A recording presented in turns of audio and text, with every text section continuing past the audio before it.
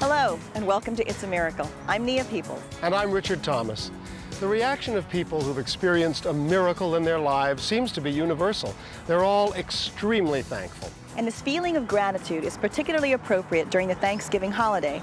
It's a time for being grateful for the many blessings that life has given us. And it's also a time to share our good fortune with people less fortunate than ourselves. That's what happens in our first story, when a young mother receives a very special Thanksgiving gift, only to discover that the woman who gave it to her was not everything she appeared to be. The year was 1969. Ivy Olson, a recently divorced and struggling young mother, was moving into a modest one-bedroom apartment with her two sons. Money was tight, and Ivy had trouble making ends meet, even with her job in a doctor's office.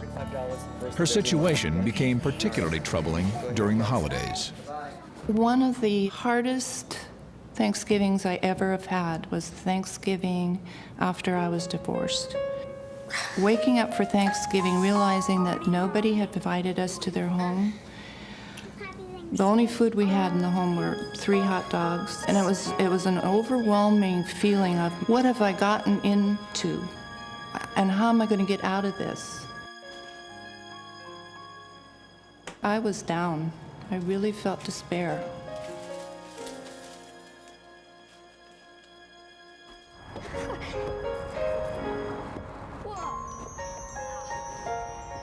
Ivy put on a brave face for her children and took them to a local park, hoping that the boys would have a fun day, even if they couldn't have a real Thanksgiving dinner. Coming back from our little picnic, though, I can remember the boys saying, "Mom, we're so hungry." And I knew there was absolutely no money, no food, nothing. I don't think I've ever felt so alone as I did coming back, wondering, how are we going to do this? How am I going to do this? But as she started up the stairs to her apartment, something incredible occurred. And this little old lady came out of the bottom apartment, and she says, "Oh, honey." I cooked Thanksgiving dinner for you and the boys. And I'm just looking at her. I'd never seen her before. It was just a complete stranger. Oh, no, we couldn't impose. But the woman was so insistent that they join her for dinner that Ivy couldn't refuse. Okay. Let us... The woman's invitation was a prayer answered. Entering the apartment, Ivy felt immediately at home. And it was all dimly lit, and the kitchen table was just loaded with food, and she was just so incredibly sweet. See, we're gonna have to carve the turkey. Her presence was like electricity. She had a sparkle in her eyes. There was life in her. You know how in the presence of some people you feel so absolutely comfortable?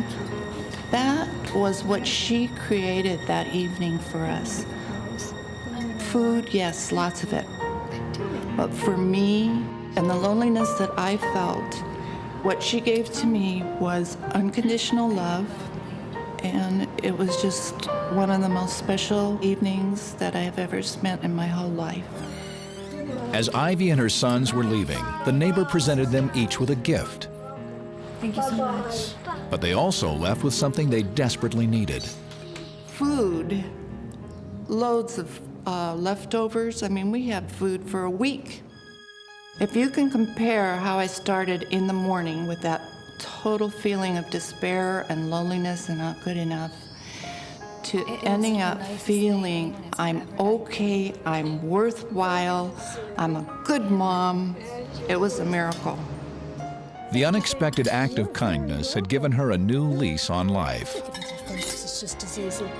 But the next day, Ivy was in for an even bigger surprise.